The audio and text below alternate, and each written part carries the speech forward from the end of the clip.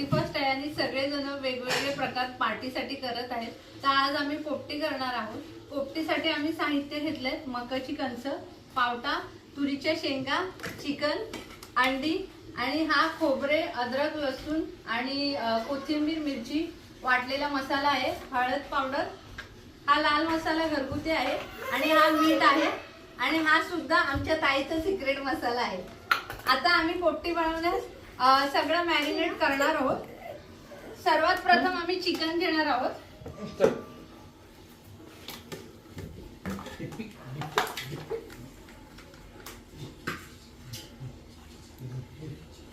त्यात आता आम्ही हळद,